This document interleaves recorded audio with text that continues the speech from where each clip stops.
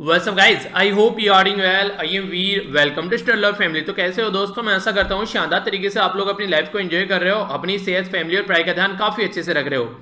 सबसे पहले तो ये लेक्चर स्टार्ट करने से पहले मैं आप लोगों से एक बात पूछना चाहता हूँ कि जो मेरी वॉइस आ रही है वो पहले से बेटर लग रही है या फिर पहले से कोई आप लोगों को प्रॉब्लम लग रही है। तो जो भी आप लोगों को वॉइस में चेंजेस देखने को मिले, चाहे अच्छे हो चाहे बुरे हो, एक बार कमेंट बॉक्स में बताना, ठीक है? क्योंकि लोकेशन थोड़ी चेंज हुई है तो इसकी वजह से हो सकता है कि आप लोगों को थोड़ा सा कुछ डिफरेंट नजर आ रहा हो। तो अगर अच्छा है तो सही है और अगर बुरा है तो वो बताना, ठीक है? आइए डिस्कशन स्टार्ट करते हैं कोटेशन के साथ में। बोला जा रहा है कि लाइफ में जब आप लोग गलतियां करते हैं तो आप लोगों को एक तरीके से जो गलतियां हैं वो आप लोगों के अंदर एक बेटर चेंज लेकर आती हैं अगर आप लोग उससे सीखकर कुछ चीजों को इंप्लीमेंट करने की कोशिश करते हैं। यानी कि अगर किसी काम को आप लोगों ने करना स्टार्ट कर दिया, वो काम आप लोगों ने अच्छे से नहीं किया, उसमें गलतियां हो गई, तो जो गलतियां करेंगे उसमें एक इंप्रूवमेंट लेकर आएंगी, एक पॉजिटिव साइड आप लोगों को दिखाएंगे उस काम की। तो इस तरीके से लाइफ में अगर गलतियां होती हैं तो कोशिश ये करनी है आप लोगों को कि उनसे सीखना है आप लोगों को और आगे बढ़ना है। क्योंकि गलतियों से सीखते सीखते जब आप लोग आगे बढ़ते चलेंगे तो आप लोगों का एक इंप्रूव्ड वर्जन बाहर निकल के आएगा। तो वो वर्जन तभी पॉसिबल हो पाएगा जब आप लोग उनसे सीखिए। अगर नहीं सीखेंगे, वो वैसे ही जाती जाएंगी गलतियां, तो फिर उसी तरीके की मिस्टेक्स जो है आप लोग लाइफ में रिपीट करते रहेंगे। और अगर रिपीट करते रहेंगे तो ये लाइफ जो है वो उस तरीके से आप लोग इंजॉय नहीं कर पाएंगे जिस तरीके से एंजॉय करने के लिए इस दुनिया में आप लोग इस लाइफ को आए हैं। तो इसलिए कोशिश करो कि जो भी गलतियां हुई उनसे सीखो और बेटर तरीके से अपने आप को इंप्रूव कर कर आगे बढ़ो, ठीक है? तो ये बातें यहां पर बोलने की कोशिश की गई है। इसी के साथ में कोविड-19 के जो केसेस हैं, कल हमारी कंट्री में एक रिकॉर्ड बाहर निकल कर आए। 76,000 के करीब आप लोग बोल सकते हैं, टोटल मिलाकर 75,995 केस निकल कर आए। अगर बात करें तो लगभग डबल के करीब यूएसए के डबल केस हमारी कंट्री में हो गए। जिस पैटर्न में आगे चल रहे हैं, जल्दी ब्राजील को पीछे छोड़ देंगे हम लोग। हमारी कंट्री में 33 लाख केस है, ब्राजील में 37 और यूएसए में 60 लाख के आंकड़ा क्रॉस कर चुका है। अगर बात करें डेथ के बारे में तो 2,43,23,115 लोगों की जान जा चुकी है। 8,28,890 लोग, सॉरी, ये लोग इससे ग्रसित हो चुके हैं। 2 करोड़ के करीब लोग, 8,28,890 लोगों की जान जा चुकी है। और यहां पर 1,68,66,897 लोग यहां से रिकवर कर चुके हैं, जो कि एक अच्छी बात आप लोग बोल सकते हैं। महाराष्ट्र में कल हमारी कंट्री में 14,000 केस आए, सबसे ज्यादा है। आंध्र प्रदेश में दूसरे नंबर पर, यहां पर 10,000 के करीब केस देखने को मिले।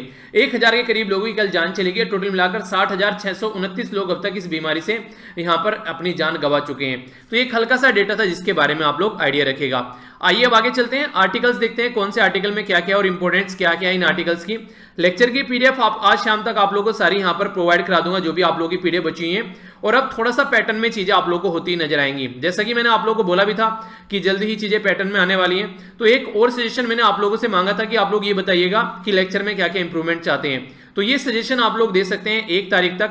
मैंने खुला रखा है कमेंट बॉक्स 1 तारीख तक, मतलब खुला तो आगे भी रहेगा पर लेकिन जो सजेस्ट आप लोगों को देने हैं वो 1 तारीख तक आप लोग अपने सजेशन दे सकते हैं, ठीक है? ताकि उसके बाद में फिर मैं उनको 1 तारीख तक, या कोशिश करो कि 1-2 दिन के अंदर ही दे दो उनको सेशन को, क्योंकि 1 तारीख से मैं सोच रहा हूं उनको इंप्लीमेंट किया जाए, ठीक है? तो थोड़ा सा उस पैटर्न में चीजों को लेके चला जाएगा।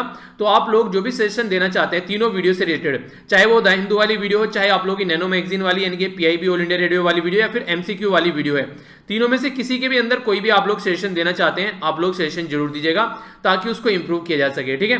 तो ये सजेशन मैं काउंट करके चलूंगा, तो आप लोग उनको जरूर बताएगा। आइए अब नजर डालते हैं आर्टिकल्स के ऊपर क्या क्या बातें की जा रही है। हमारी कंट्री में नेशनल एजुकेशन पॉलिसी आई, तो उसमें बच्चों की जो लर्निंग है उसको लेकर यहां पर क्वेश्चन मार्क लगाया गया है। बच्चों को किस तरीके से ट्रीट करना चाहिए और क्या ट्रीट किया जा रहा है उसके बारे में जानेंगे। एक इंटरेस्टिंग आर्टिकल है। बेसिकली यहां पर देखिए इस तरीके की चीजें बताने की कोशिश की गई है।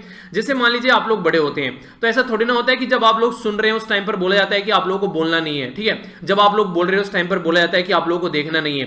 यानी कि सारी चीजें एक साथ में डेवलप होती है ना, सुनना भी, बोलना भी, देखना भी। तो इसी तरीके से जब आप लोग लिखते हो, पढ़ते हो या फिर बोलते हो, वो सारी चीजें अलग अलग क्यों सिखाई जाती है हमारी कंट्री में? तो वो सिस्टम गलत है। तो उसी के ऊपर एक एनालिसिस यहां पर किया गया नेशनल एजुकेशन पॉलिसी को लेकर, तो इसके ऊपर नजर डालेंगे। एक काफी इंटरेस्टिंग इंपॉर्टेंट आर्टिकल आप लोग बोल सकते हैं। ये यहां पर बात कर रहे हैं मार्केट रिफॉर्म के बारे में, एग्रीकल्चर को लेकर। आखिर आज तक हमारी कंट्री में जो मार्केट रिफॉर्म जो भी लाए गए हैं वो हम लोग ढंग से इंप्लीमेंट क्यों नहीं कर पाए हैं, तो उसके बारे में यहां पर बात की जा रही है। ये आर्टिकल आरबीआई की रिपोर्ट के बारे में है, इसके ऊपर भी हम लोग नजर डालेंगे। और ये आर्टिकल इंडिया और पाकिस्तान की रस्साकसी के बारे में है।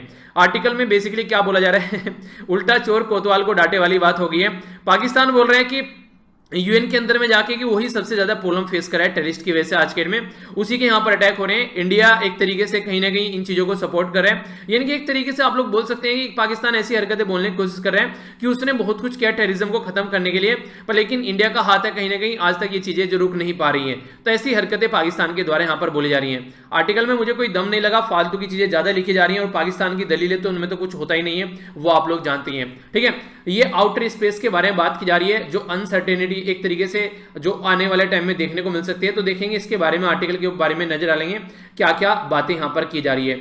ये जो साइड वाला आर्टिकल है यहां पर जो आप लोगों को देखने को मिल रहा है, ये भी इंपॉर्टेंट नहीं है, पॉलिटिक्स के पॉइंट ऑफ व्यू से यहां पर बातें की जा रही हैं। आज की डेट में अगर आप लोग देखेगा, हर एक पॉलिटिकल पार्टी जो है अपने मुद्दे को उस चीज पर लगाने की ज्यादा कोशिश करती है जहां से उसका वोट बैंक जो उभर कर आता है। जैसे रिलीजन के नाम पर सबसे ज्यादा बात करेंगे, ठीक है, अभी कोई राम मंदिर के बारे में बात कर रहा है, कोई परशुराम जी की एक स्टेचू बनाने के बारे में बात कर रहा है बीएसपी, जो समाजवादी पार्टी है वो एक अलग तरीके से उसी एंगल को लेकर आगे चल रहे हैं। तो यानी कि कहने का मतलब ये है कि जो मुद्दे हैं, एजुकेशन हो गया, ठीक है, इंप्लॉयमेंट हो गया, जिस तरीके के मुद्दे, हेल्थ हो गया, इन सब के बारे में बात नहीं करता है कोई भी आज के डेट में। मुद्दे वो पकड़ते हैं जो कि मुद्दे नहीं है रियलिटी में। तो ये बातें हैं जो कि इंपॉर्टेंट नहीं है। ये काफी इंपॉर्टेंट आर्टिकल बोल सकते हैं, इंटरनेट की कनेक्टिविटी के बारे में बात की जा रही है। और ये है आज का कार्टून और ये है डेटा पॉइंट, इनके ऊपर भी हम लोग नजर डालेंगे। तो टोटल काफी इंटरेस्टिंग डिस्कशन रहने वाला है। पहले कार्टून के ऊपर नजर डालते हैं। ये कार्टून है आप लोगों के सामने, ये किस चीज के बारे में बता रहा है, जो आज का द हिंदू का कार्टून है, ये आप लोगों को बताना है। कोशिश कीजिएगा एक्सप्लेन करने का 40 से 50 शब्द में एक पैराग्राफ लिखने की कोशिश कीजिएगा, अपना एक छोटा सा पैराग्राफ, जिससे कि आप लोगों को एक अच्छा सा आइडिया लगेगा। देखिएगा यहाँ पर ये JEENEET के बारे में बात की जा रही है। ये सर्किल है यहाँ पर कोविड-19 को लेकर क्या दिखाने की कोशिश यहाँ पर की जा रही है। कल का जो कार्टून था वो यहाँ था बेसिकली, कांग्रेस में बोला जा रहा है कि राहुल गांधी का कोई ऑल्टरनेटिव नहीं है, और बीजेपी बोलती है एवं यहाँ पर मोदी जी बोलते हैं कि मेरा कोई ऑल्टरनेटिव नहीं है। तो दोनों तरीके से ऐसा लगता है कि दो ही पर्सन पूरी कंट्री में रह गए जिनका कोई ऑल्टरनेटिव नहीं है, बाकी सबका ऑल्टरनेटिव मिल रहा है। तो देखने वाली बात यहाँ पर है पॉलिटिकल पार्टी में, इसके अंदर तो वैसे ऑल्टरनेटिव आप लोगों को देखने को नहीं मिलता है, क्योंकि यहाँ पर कांग्रेस की लीडरशिप चल रही है, और यहाँ पर जो मोदी जी की एक तरीके से यहाँ पर लीडरशिप है उसको ध्यान में रखते हुए बोला जाता है कि इनका कोई ऑल्टरनेटिव नहीं है। तो उसी को कार्टून की फॉर्म में यहाँ पर दिखाने की कोशिश की गई है। ठीक है, आगे बढ़ते हैं, आर्टिकल देखते हैं, नजर डालते हैं आर्टिकल के बारे में क्या क्या बात की जा रही है। सबसे पहले सबसे इंटरेस्टिंग और इंपॉर्टेंट आर्टिकल आप लोगों के सामने, जो कि क्वेश्चन की फॉर्म में भी आप लोगों को देखने को मिलेगा। देखिए कई सारे बच्चे बोल रहे हैं कि सर क्वेश्चन दिया कीजिए। क्वेश्चन आप लोग अगर ग्रुप में जाएंगे, वहां डेली क्वेश्चन पोस्ट करता हूं, आंसर आप लोग लिखिए, क्योंकि वीडियो के अंदर में क्वेश्चन इसलिए बेसिकली यहाँ पर नहीं मेंशन कर रहा हूँ क्योंकि कई सारे बच्चे प्रीलिम्स के उसमें ध्यान में लगे हुए हैं, तो ताकि उनका थोड़ा सा माइंड जो है वो डाइवर्ट होता है। जिसको क्वेश्चन लिखना है वो वीडियो के लेक्चर में से ही क्वेश्चन निकलकर आप लोगों को ग्रुप में मिल जाता है। ठीक है, तो जो नेक्स्ट ईयर की तैयारी करें 2021 की, वो ये क्वेश्चन जरूर लिखते रहिए। अगर बोलेंगे तो फिर इसको मंडे से आप लोग बोलिए, वो मंडे से या फिर 1 तारीख से बोलेगा तो फिर इसको भी इसके अंदर डालना स्टार्ट कर दूंगा। तो जो भी सजेशन नीचे बताएगा आप लोग कमेंट बॉक्स में। ठीक है, यहां पर जो बात की जा रही है, बोला जा रहा है आज की डेट में इंटरनेट जो है वो सबके लिए होना चाहिए। उसका क्या क्या रीजन है उसको समझाने की कोशिश की गई है। तो बोला गया है for everyone to access the same economic opportunity we need a bridge digital divide, यानी कि डिजिटल डिवाइड ब्रिज करने की जरूरत है हम लोग को। एक इंसान है जो झुग्गी झोपड़ी में रहता है, एक इंसान है जो ट्राइबल कम्युनिटी में रहता है, एक इंसान है जो गांव में रहता है, एक इंसान जो है जो सिटी में रहता है। सबके पास में आप लोगों को अलग अलग अपॉर्चुनिटी देखने को मिलेगी इंटरनेट को लेकर। तो इसको हम लोग समझने की कोशिश करेंगे कि एक ही कंट्री में रहते हुए कितना डिजिटल डिवीजन यहां पर देखने को मिलता है। तो ये क्वेश्चन की फॉर्म में भी आप लोग इसको अटेम्प्ट कर सकते हैं, इसके ऊपर कमेंट कर सकते हैं। ठीक है, तो क्वेश्चन समझकर इसको ट्राई कीजिएगा जिसको भी क्वेश्चन लिखना है। ठीक है, बाकी को सबको लिखने के लिए इसलिए बोल रहा हूं क्योंकि प्रीलिम्स आ रहा है, जो प्रीलिम्स की तैयारी कर रहे हैं वो अच्छे से लगे रहिए। ये जो स्टेट पीसीएस की तैयारी कर रहे हैं वो भी क्वेश्चन का आंसर जरूर दीजिएगा, अपने हिसाब से चेंज कर ले कीजिए। जिस भी एग्जाम की तैयारी कर रहे हैं, यूपीएससी की तैयारी कर रहे हैं तो 200 से 250 शब्द में लिखेगा, स्टेट पीसीएस की तो 100 से 150 में, और अगर एसएससी या फिर आईबीपीएस बैंक किसी की तैयारी कर रहे हैं तो आप लोग इसको कोशिश कीजिएगा कि अपने एसए की तरीके से कन्वर्ट कर लीजिए, जैसे वहां पर ऐसे पूछा जाता है। कोविड-19 ने भी क्या किया है, टेक्नोलॉजी का जो एक तरीके से इन्फ्लुएंस है हमारी लाइफ में वो काफी ज्यादा बढ़ा दिया है। रीजन क्या है इसका, रीजन ये लोग घर से नहीं निकल रहे हैं, और घर से नहीं निकल रहे हैं तो ये काफी ज्यादा इंपॉर्टेंट हो गया कि इस टाइम पर आप लोग चीजों को उस तरीके से लेकर चलिए। तो काफी लार्ज स्केल पर चीजें ऑनलाइन खरीदी और बेची जा रही है, तो सब कुछ आप लोगों को आज के डेट में ऑनलाइन देखने को मिल रहा है। तो quality of access health care की बात करें, वो भी ऑनलाइन चीजें देखने को मिलती है, दवाइयां वगैरह सारी चीजें, डॉक्टर के चेकअप भी ऑनलाइन किए जा रहे हैं आज के डेट में। गवर्नमेंट सर्विसेज आप लोगों को ऑनलाइन मिल रही है। एजुकेशन या फिर टीचिंग की बात करें वो ऑनलाइन है। पेमेंट गेटवे इनेबल करता है, कैशलेस ट्रांजेक्शन आसानी से ऑनलाइन आप लोग आसानी से कर सकते हैं। वेरीफाई कर सकते हैं अपने सिग्नेचर या फिर कोई भी आइटम डिजिटल वे में। कम्युनिकेट कर सकते हैं platform Facebook, WhatsApp, Twitter, Instagram, Telegram, तो ये सारे सोशल मीडिया एक दूसरे के साथ में आप लोग लोग को कनेक्ट रखते हैं, मोबिलाइज कर सकते हैं क्राउड। कई बार यहाँ पर व्हाट्सएप के थ्रू आप लोग एक दूसरे से एरिया में दंगे करा देते हैं, तो ये उल्टी सीधी चीजें शेयर कर मोबाइल एक तरीके से क्राउड को भी एक जगह से दूसरी जगह पर आप लोग ले जा सकते हैं। इसी के साथ में यहाँ पर कॉन्फ्रेंस आप लोग देखते हैं, जो जूम ऐप है काफी ज्यादा यूज किया जा रहा है आज के डेट में, हर एक एरिया में आप लोगों को इसका, और भी कई सारे ऐप जो आज के डेट में जो मार्केट में आ रहे हैं एक्स्ट्रा, तो उनके बारे में आप लोगों को देखने को मिलेगा। सारी कॉन्फ्रेंस और मीटिंग ऑनलाइन हो रही है, इवन इंटरनेशनल और नेशनल दोनों लेवल पर। इसी के साथ में जो पॉलिटिकल रैलीज हैं वो भी कहीं ना कहीं अपने घर बैठे हुए कंफर्ट जोन में आप लोग कर रहे हैं। टेक्नोलॉजी जो है इनेबल कर रही है आप लोगों को घर पर रहते हुए भी अपने घर के इन्वायरमेंट में सर्वाइव करना, और जो भी आप लोग काम करना चाहते हैं अपने घर से बैठकर आप लोग सारी चीजों को एंजॉय कर सकते हैं। पर लेकिन ये उन्हीं के लिए है जिनके पास में टेक्नोलॉजी है। ये सारी चीजें किसके द्वारा प्रोवाइड कराई गई हैं, जैसे कि गूगल हो गया, फेसबुक हो गया, या फिर टीसीएस हो गया, इनकी हेल्प से ये सारी चीजें पहुंच रही हैं हमारे पास में, और आने वाले टाइम में ये चीजें और ज्यादा बढ़ने वाली हैं, घटने वाली नहीं है।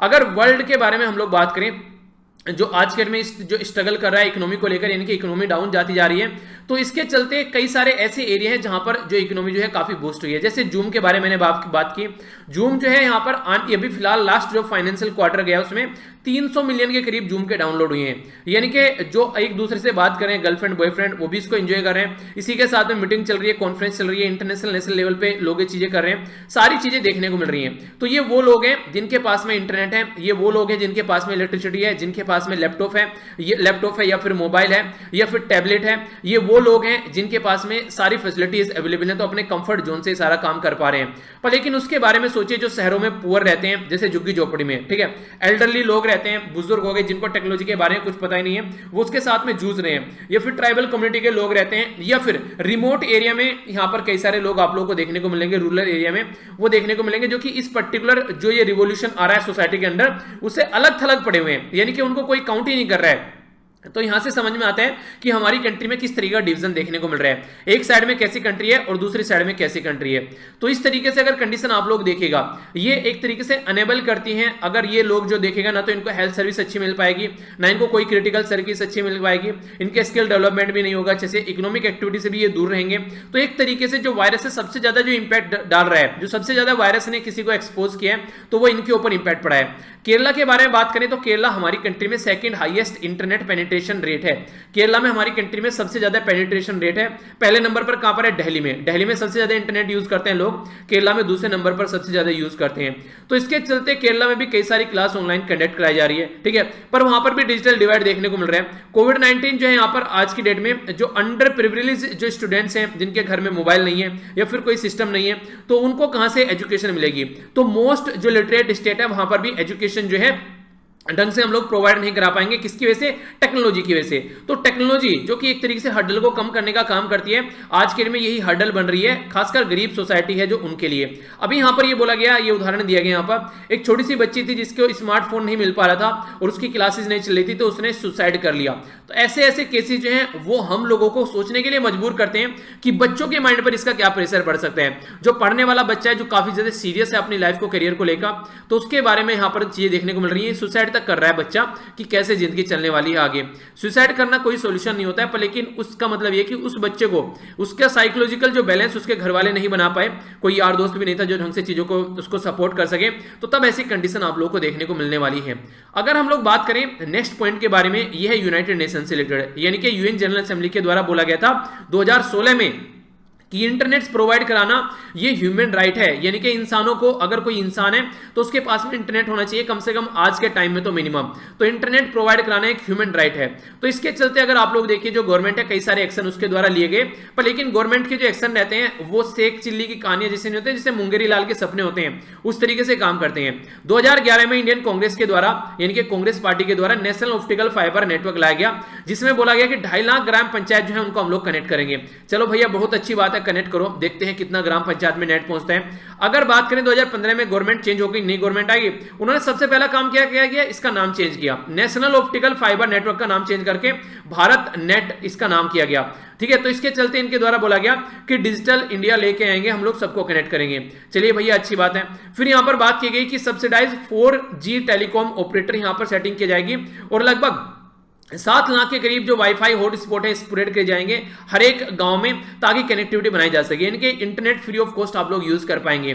तो पेनिट्रेशन आज के डेट में 2011 से प्रोजेक्ट चला और हम लोग बैठे कहां पर हैं, हम लोग बैठे हुए हैं 2020 में, यानी कि 9 साल में ओनली 50% ये चीजें हो पाई जिनको बोला जा रहा था कि 1-2 साल के अंदर कर लेंगे।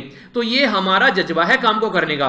तो इस तरीके से बिल्कुल ऐसे आप लोगों को बोला जाता है ना कि एनसीईआरटी पढ़ लो, तो पूरे साल एनसीईआरटी पढ़ते रहते हैं, यानी कि स्टार्टिंग में एनसीईआरटी को खत्म कर अच्छे से जब प्रिपरेशन स्टार्ट करते हैं, उसके बाद में फिर अपना टेस्ट प्रैक्टिस करें, आंसर राइटिंग करें और स्टैंडर्ड बुक्स उठाने स्टार्ट करें। तो नहीं, ऐसा नहीं होता, पूरे साल एनसीईआरटी में मठे रहेंगे, फिर बोलेंगे यार ये तो हम लोगों ने आगे चीजें पढ़ी नहीं, तो फिर वहां से फ्रस्ट्रेशन स्टार्ट हो जाता है। तो सिस्टमेटिक वे में अगर पढ़ाई नहीं करोगे तो फिर आपकी भी हालत वही होगी जो गवर्नमेंट की हालत है। तो गवर्नमेंट ऑफ इंडिया की हालत चाहते हो तो जैसे चल रहा है चलते रहे, वरना अपने हिसाब से चीजों को चेंज करें। अगर इंटरनेट कनेक्टिविटी लोगों तक मिल पाती है तब चीजें किस तरीके से लोगों तक पहुंच पाएंगी, एजुकेशन, हेल्थ, वो सारी चीजें तो अच्छे लेवल पर हम लोग पहुंचा पाएंगे। पर लेकिन ये ऑप्शन अब तक अवेलेबल नहीं कराएगा, जबकि टेक्नोलॉजी का यूज करके आसानी से काम कर सकते हैं, जैसे कि ऑप्टिकल फाइबर, जैसे कि ऑप्टिकल फाइबर जो केबल है उससे आसानी से इंटरनेट विदाउट एनी इंटरप्शन यहां पर पहुंच पाता है। वायरलेस जो टेक्नोलॉजी के बारे में बात करते हैं, ड्रोन और सैटेलाइट के बारे में बात करते हैं, तो ये वो तरीके हैं जिसके चलते इंटरनेट हम लोग सब तक पहुंचा पाते हैं, पर लेकिन नहीं पहुंचा पा रहे हैं। कम्युनिटी एक्सेस पॉइंट के बारे में बात करें तो ये आप लोग इंस्टॉल कर सकते हैं अलग अलग नुक्कड़ चौराहे पर, ताकि सबको यहां पर ये इंटरनेट एक्सेस मिल सके।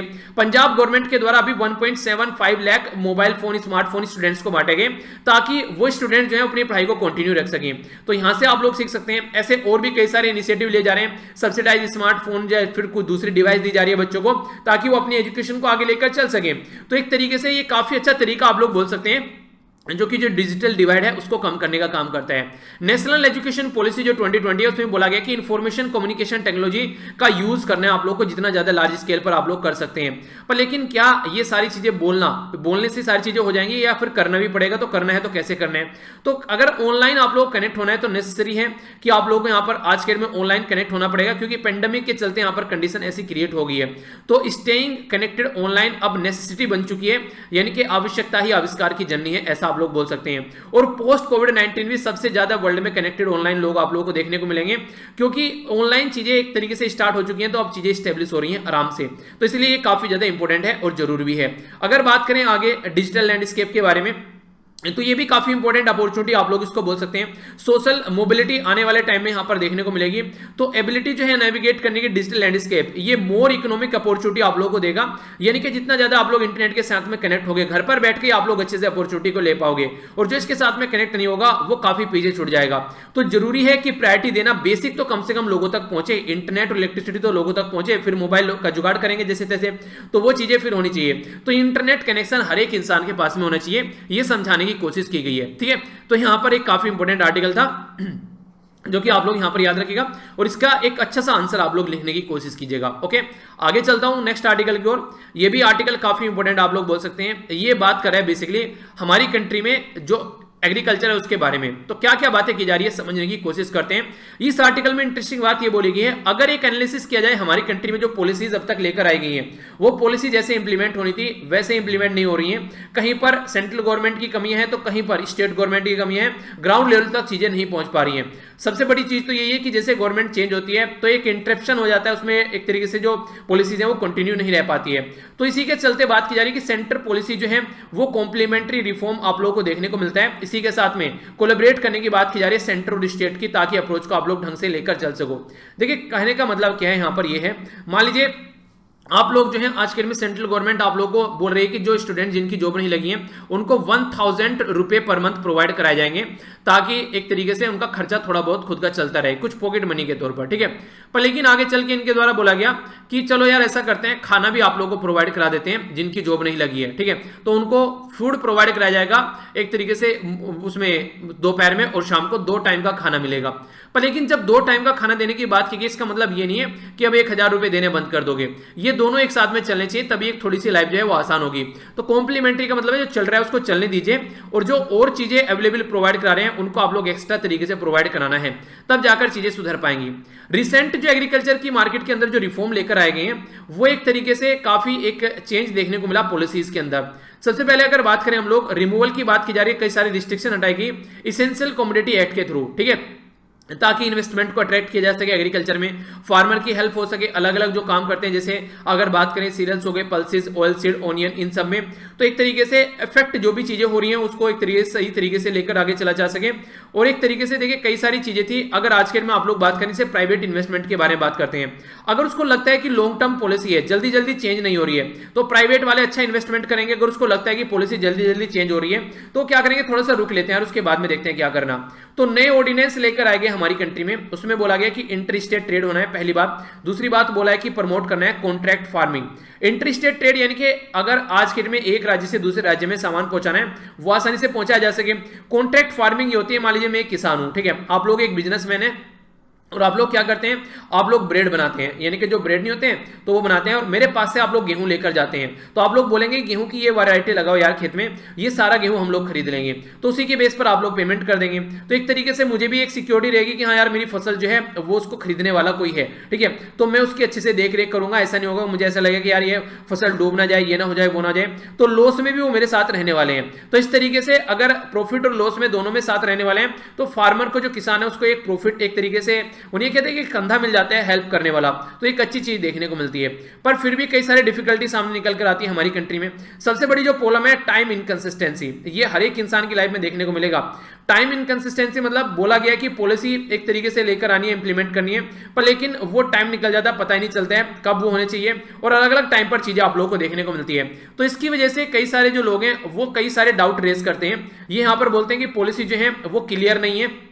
एक तरीके से पिछले कुछ सालों में बोला गया था कि ऐसे करेंगे, पर ऐसे नहीं हो रहा है। बोला जा रहा है कि 2022 तक किसानों की इनकम डबल करेंगे। कोविड-19 ने हालत ऐसी कर दी है कि किसान जो है वो अपने सर्वाइवर के लिए भी एक तरीके से परेशान है। तो कई सारे उदाहरण यहां पर दिए गए हैं जिसमें गलतियां देखने को मिल रही हैं। सबसे पहला जो उदाहरण है 2016 में इलेक्ट्रॉनिक नेशनल एग्रीकल्चर मार्केट, जिसको ई-नैम आप लोग बोलते हैं, वो लॉन्च किया गया। इनकी डेट भी आप लोग याद रखिएगा, ईयर खासकर कई बार मैच करने के लिए आ जाता है। तो ये इलेक्ट्रॉनिक नेशनल एग्रीकल्चर मार्केट ई-नैम जब लॉन्च किया गया तो बोला गया कि इफिशिएंट प्राइस मिल सकेगा फार्मर को, यानी कि उनके प्रोडक्ट का अगर मार्केट में बेचते हैं तो सही तरीके से प्राइस मिल पाएगा। 585 मार्केट एक्सेस 16 यानी कि 16 राज्य में 2 यूनियन टेरिटरी में इसको कवर किया गया। स्टेट को था अमेंड करे अपने एरिया में जो agriculture produce market commodity act है, एपीएमसी एक्ट है, उसको और उसके हिसाब से काम करे। पर लेकिन ऐसा हुआ नहीं, उन्होंने अलग अलग तरीके से काम किया, क्योंकि सारे स्टेट एक हिसाब से नहीं चलते हैं। जहां पर गवर्नमेंट होती है सेम जो सेंटर में होती है वो तो थोड़ा काम कर भी लेते हैं, दूसरे वाले अपोजिट में चलते हैं, उनको तो ये लगता है कि इसकी बात माननी नहीं है वरना इसकी पॉलिसी जो है वो सक्सेसफुल हो जाएंगी, और दोनों एक दूसरे के साथ में ऐसा करते हैं। सिंगल लाइसेंस होना चाहिए था, वो नहीं हुआ। सिंगल पॉइंट एक तरीके से मार्केट फीस होनी चाहिए थी, वो देखने को मिली। इलेक्ट्रॉनिक ऑक्शन होना चाहिए था, ऑल द मार्केट, वो नहीं हुआ। यानी कि घपलेबाजी देखने को मिली बहुत लार्ज स्केल पर, जिसके चलते ये जो प्रोजेक्ट था ये सक्सेसफुल नहीं हो पाया, और इसके चलते देखने को मिला कि सेंटर ने तो लॉ बनाया पर लेकिन स्टेट उसको इंप्लीमेंट नहीं कर पाए। जिन्होंने इंप्लीमेंट देखिए जो इंप्लीमेंट कर सकते थे वो भी नहीं कर पाए, और कुछ ने तो इसको देखा ही नहीं, इंप्लीमेंट किया ही नहीं, अमेंडमेंट किया ही नहीं। तो दोनों ही तरीके से प्रॉब्लम देखने को मिली। तो ये सोचने के लिए मजबूर कर देती है यहां पर कि किस डायरेक्शन में चीजों को लेकर चलना है। सितंबर 2018 की बात करें तो गवर्नमेंट जो है उसके बारे में बात करें तो पब्लिक प्राइस सपोर्ट के बारे में बात करती है। तो उसके द्वारा यहां पर प्रधानमंत्री अन्नदाता आय, ये यहां पर संरक्षण अभियान ये स्टार्ट किया गया, इसको पीएम की आशा के नाम से जाना गया। ऑब्जेक्टिव था ताकि एश्योर्ड जो प्राइस फार्मर को इंश्योर किया जा सके, रिटर्न एटलीस्ट 50% जो उसकी कॉस्ट रहता है उससे मोर देन, ठीक है, यानी कि किसानों को ठीक ठाक तरीके से चीजें मिल सके। पर लेकिन उसके अंदर पल्स और ओएलसीडी इनके द्वारा काउंट किए गए, बाकी जो दूसरी चीज थी गेहूं वगैरह वो सारी चीजें, चावल वगैरह, वो सब बाहर छोड़ दी। मैनी अदर क्रॉप जो थी उनको बेनिफिट नहीं मिल रहा था मिनिमम सपोर्ट प्राइस का भी, तो वो भी प्रॉब्लम यहां पर देखने को मिली।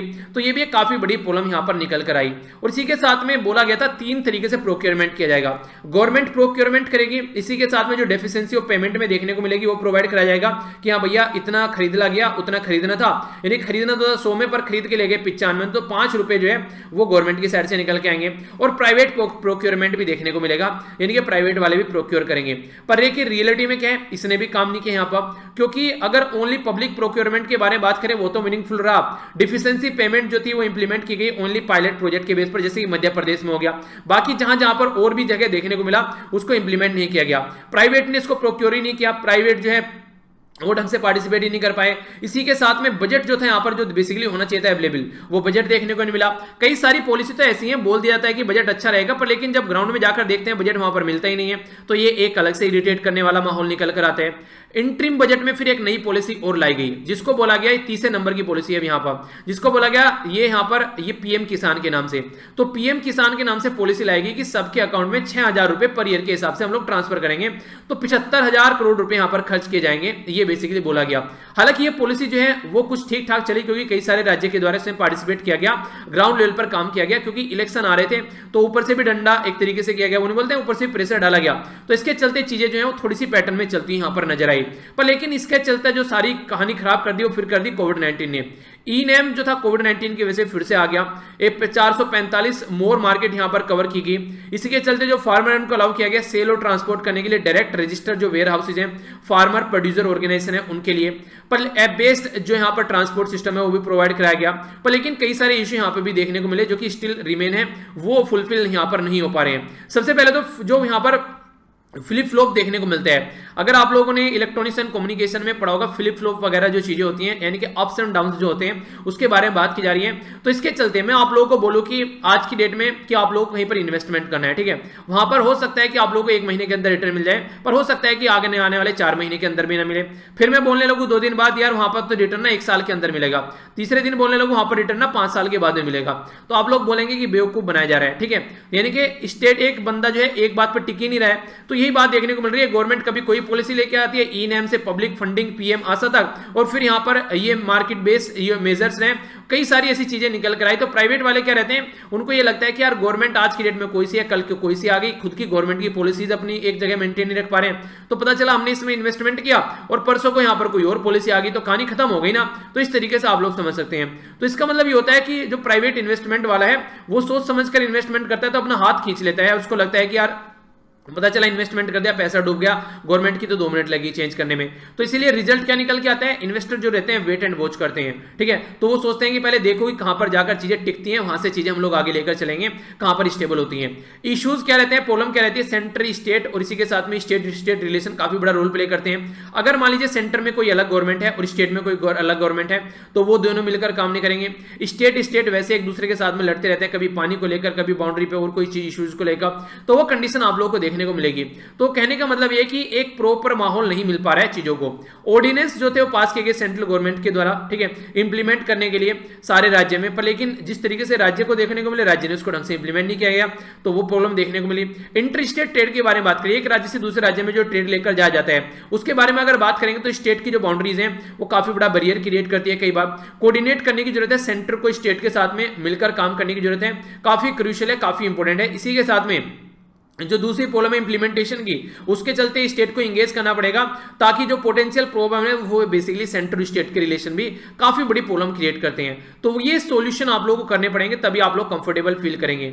एक और इंपॉर्टेंट इश्यू यहाँ पर ये मल्टीपल मार्केट फेलियर भी आप लोगों को देखने को मिलता है, यानी कि जो रिजल्ट है इंटरलिंक का जो रूरल मार्केट का है वो नहीं हो पाता है, एब्सेंस रहती है यहाँ पर, जो एक तरीके से क्रेडिट की इंश्योरेंस जो मार्केट है वो भी ढंग से काम नहीं कर पाती, जिनके ऊपर डिपेंडेंसी रहती है। यहाँ पर जो आउटपुट रहता है मार्केट का, ठीक है, वो सफिशिएंट नहीं रहता है, ठीक है, ताकि उसको ढंग से इंप्लीमेंट किया जा सके। तो इसलिए बोला जा रहा है कम से कम पट्टा देना भी आप लोगों को लिबरलाइज करना चाहिए, कि पट्टे पर लीज पे दे देना चीजों को, तो होना चाहिए, क्रेडिट मिलना चाहिए, इंश्योरेंस होना चाहिए मार्केट के अंदर में। तो अगर तब सारी चीजें रहेंगी तब जाकर हम लोग किसानों को सुधार पाएंगे, तब जाकर हम लोग चीजों को थोड़ा ठीक कर पाएंगे। वरना जिस तरीके से पैटर्न अभी चल रहा है ना, उसी तरीके से चलता रहेगा और इसके अंदर कुछ भी सुधरता हुआ आप लोगों को नजर नहीं आएगा, ठीक है। तो ये यहां पर समझाने की कोशिश की गई है।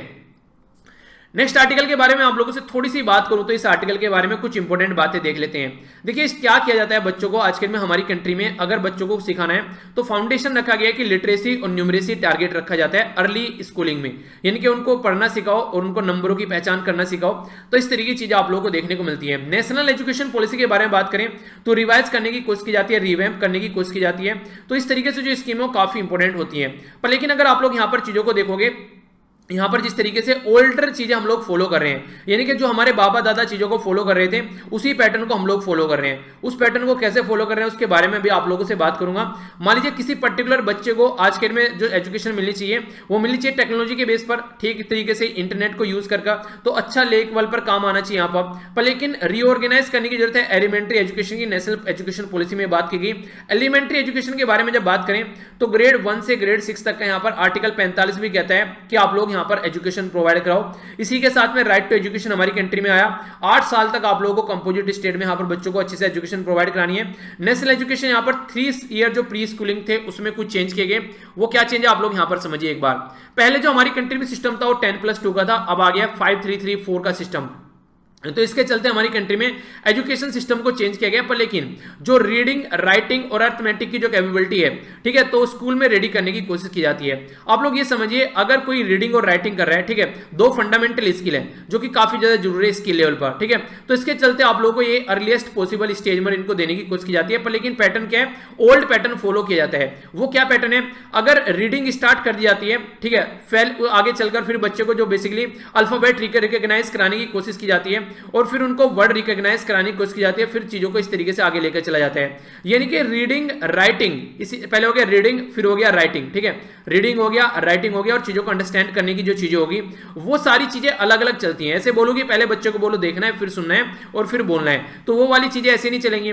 तो हमारी कंट्री में आज की डेट में भी उसी पैटर्न को फॉलो किया जा रहा है, जबकि ये सारी चीजें जो है वो एक साथ चलनी चाहिए। तो इसमें राइटर यहां पर सबसे बड़ी प्रॉब्लम बता रहे हैं, ये चीजें आप लोगों को सुधारनी पड़ेगी। आप लोगों को क्या लगता है इसके बारे में? आज के डेट में अगर ऑनलाइन में हम लोग बातें करते हैं तो वो भी एक अलग पैटर्न देखने को मिल रहा है। पहले क्या रहता था, बच्चे थे वो खिलौनों के साथ में खेला करते थे। एक देखा होगा आप लोगों ने, जैसे लकड़ी का एक गुडलना टाइप का वो रहता था, उसमें इस तरीके से कुछ ऐसा कुछ करके चलता था, पीछे से बच्चा पकड़ के उसको आगे चलाता था इस तरीके से, ठीक है। आज के डेट में ऑनलाइन गेम्स खेलते हैं, उनमें सारी चीजें आप लोगों को देखने को मिलेगी। तो एक तरीके से जो चीजें चेंज हो रही हैं वो भी काफी बड़ा इंपैक्ट यहाँ पर डाल रही हैं। तो डिजिटल इक्विपमेंट रहते हैं टॉय आज के डेट में, किसी के पास में वीडियो गेम रहेगा, किसी के पास में अलग चीजें रिमोट की कार रहेगी। तो एक तरीका यहाँ पर भी काफी लार्ज स्केल पर चेंज हो चुका है। तो ये सारी चीजें हम लोग को समझनी पड़ेगी कि पैटर्न जिस तरीके से चेंज हो रहा है, क्या बच्चों को हम लोग उस तरीके से चेंज कर पा रहे हैं? हम लोग को चीजें उस तरीके से अंडरस्टैंड करनी पड़ेगी। इस तरीके से नहीं कि यहाँ पर एक तरीके से अपने आप चीजें चेंज हो रही है पर हम लोग उसमें कोई चेंज लाने की कोशिश नहीं कर रहे हैं। तो ये हम लोग को जो डिफरेंस है ना यहाँ पर अभी फिलहाल, ये डिफरेंस अंडरस्टैंड करना पड़ेगा, तभी हम लोग चीजों को अच्छे से अंडरस्टैंड कर पाएंगे, ठीक है। नेक्स्ट जो आर्टिकल है यहाँ पर ये रिजर्व बैंक ऑफ इंडिया की रिपोर्ट के बारे में बात कर रहे हैं। तो कुछ इंपॉर्टेंट बातें यहाँ पर जान लेते हैं। रिजर्व बैंक ऑफ इंडिया की जो रिपोर्ट प्रस्तुत की गई है इसमें कई सारी बातें बोली गई हैं, कुछ मोटी मोटी चीजें मैं आप लोगों को बताता हूँ। सबसे पहले तो एक इंपॉर्टेंट फोकस इनके द्वारा ये किया गया है कि जो फ्रॉड होता है हमारी कंट्री के अंदर बैंकिंग सिस्टम के अंदर, जो पैसा लेकर उठ जाते हैं, वो सबसे ज्यादा पब्लिक सेक्टर बैंक जो होते हैं उसमें होता है। 80% जो फ्रॉड होता है पब्लिक सेक्टर बैंक में होता है और 20% जो फ्रॉड होता है वो आप लोगों को दूसरे प्राइवेट वगैरह बैंक में देखने को मिलेगा, क्योंकि वहां पर मैनेजमेंट काफी अच्छा रहता है। उनको लगता है एक तरीके से, एक उन्हीं के प्राइवेट वाले जो हैं पूरा अच्छे से प्रेशर डाल के काम कराते हैं। गवर्नमेंट वाले ये बोलते हैं कि हमारा चला गया, एक तरीके चला गया तो क्या चला गया, हमारे क्या घर से जा रहे हैं। तो गवर्नमेंट में ऐसी चीजें आप लोगों को देखने को मिलती हैं। तो इसलिए 80% के जो अब तक के फ्रॉड देखने को मिले वो गवर्नमेंट वाले बैंक में देखने को मिले। रिजर्व बैंक ऑफ इंडिया के द्वारा बोला गया कि आने वाले टाइम में जल्दी से जो इकोनॉमी है वो रिकवर नहीं करने वाली है, क्योंकि प्राइवेट कंजप्शन जो है वो बिल्कुल खत्म हो चुका है, लोगों के हाथ में पैसा नहीं है। पब्लिक फाइनेंस जो है वो निकल कर नहीं आ रहा है, क्योंकि दूसरी जो प्रॉब्लम चल रही है उनको मिटिगेट करने में, उनको कम करने में निकल जा रहा है। कॉर्पोरेट जो हाउसेज हैं वो भी यहाँ पर एक तरीके से इन्वेस्टमेंट करने के लिए तैयार नहीं है, और इसी के साथ में क्रेडिट फ्लो जो होता है बैंक से वो भी यहाँ पर होता हुआ नजर नहीं आ रहा है। तो लग नहीं रहा है कि आसानी से जो इकोनॉमी जो है वो पैटर्न में आने वाली है। कोविड-19 के बारे में अगर बात करें तो इकोनॉमिक कॉन्ट्रैक्शन जो है काफी लार्ज स्केल पर देखने को मिल रहे हैं। एनुअल रिपोर्ट यहाँ पर ये बता रही है फिलहाल आज की डेट में। इसी के साथ में सर्विस सेक्टर जो कि सबसे बड़ा इंपॉर्टेंट सेक्टर माना जाता था, ये आप लोग देखिएगा तब आप लोग समझिएगा। 1950 में हमारी कंट्री की जो इकोनॉमी थी उसमें जो जीडीपी थी सबसे बड़ा रोल किसका था? सबसे बड़ा रोल था एग्रीकल्चर। हमारी कंट्री में मैक्सिमम लोग जो थे वो एग्रीकल्चर के ऊपर डिपेंड थे 1950 में। दूसरे नंबर पर क्या था? दूसरे नंबर पर था सर्विस, और तीसरे नंबर पर क्या था? ये था इंडस्ट्री। यानी कि इंडस्ट्री तो ना के बराबर थी, क्योंकि अंग्रेजों की इंडस्ट्री थी, कोई काम नहीं कर रहा था। 1980s में आके यहाँ पर चीजें चेंज हो गई। जो सर्विस सेक्टर था उसने एग्रीकल्चर सेक्टर को क्रॉस कर दिया, सबसे ऊपर चला गया। और फिर यहाँ पर 1980 से लेके ये लगभग आप लोग बोल सकते हैं कि 1995 तक चीजें जो थी वो ठीक ठाक चली, फिर भी एग्रीकल्चर सेक्टर ठीक से काम कर रहा था। फिर एग्रीकल्चर सेक्टर सबसे नीचे आ गया और दूसरे नंबर पर आ गई इंडस्ट्री। आज के दिन में हमारी कंट्री की जो ग्रोस डोमेस्टिक प्रोडक्ट है उसमें सबसे बड़ा रोल किसका रहता है? वो रहता है सर्विस सेक्टर का, दूसरे नंबर पर इंडस्ट्री का और तीसरे नंबर पर एग्रीकल्चर का। ये हालत आज के दिन में हो गई है। पर लेकिन सबसे बड़ी बात जो है सर्विस जो सबसे ऊपर रहती है, फिलहाल उसमें काफी बड़ी प्रॉब्लम देखने को मिली। जैसे ट्रांसपोर्ट हो गया या हॉस्पिटलिटी होगी, ठीक है, तो हॉस्पिटैलिटी, ट्रांसपोर्ट हो गया, ये कोविड-19 के चलते ये गड्ढे में आकर गिर गई हैं आज के डेट में। तो इसलिए सोचने के लिए मजबूर कर रही है कि क्या क्या चीजें हम लोग यहाँ पर कर सकते थे और क्या यहाँ पर ग्राउंड लेवल पर देखने को मिल रहा है। तो ये भी यहाँ पर रिपोर्ट कहती है कि इन चीजों को भी हम लोग को सुधारना पड़ेगा यहाँ पर। इसको समझने के लिए ये काफी इंपॉर्टेंट मैंने एक लेक्चर बना रखा है जिसमें सेक्टर्स इन इंडियन इकोनॉमी काफी डिटेल में मैंने डिस्कस किया है। इसको अगर आप लोग देख लेंगे प्राइमरी, सेकेंडरी और टर्सरी सेक्टर क्या क्या है, तो कभी भी आप लोग कोई कंफ्यूजन नहीं होगा। तो ये वाला आप लोग लेक्चर देखिएगा। बाकी फ्रॉड के बारे में बात की जा रही है, तो फ्रॉड को हम लोग को निपटना चाहिए। बैंकिंग सिस्टम सुधारेंगे तभी हमारी कंट्री की जो अर्थव्यवस्था है वो सुधरती हुई नजर आएगी, वरना इसी तरीके से चीजें यहाँ पर रुकी रहेंगी। ठीक है, तो ये इस आर्टिकल में चीजें बताने की कोशिश की गई है। तो ये था आज का हमारा नन्हा सा मुन्ना सा पैरा सा डिस्कशन। और फिलहाल जो आप लोग कई सारे आर्टिकल बच जा रहे हैं उनकी टेंशन मत लीजिए, उनके लिए तैयारी चल रही है। तो एक्स्ट्रा किस दिन लेक्चर बना दूंगा या फिर संडे में आप लोगों को लेक्चर देखने को मिल जाएगा। तो मेरी रेस्पॉन्सिबिलिटी है, उसकी टेंशन आप लोग मत लिया कीजिए। ठीक है, तो आज के लिए इतना ही, मिलता हूं नेक्स्ट लेक्चर में। बड़ों को नमस्ते, छोटों को प्यार, छोटी सी लाइफ एंजॉय करो यार। तब तक के लिए जय हिंद।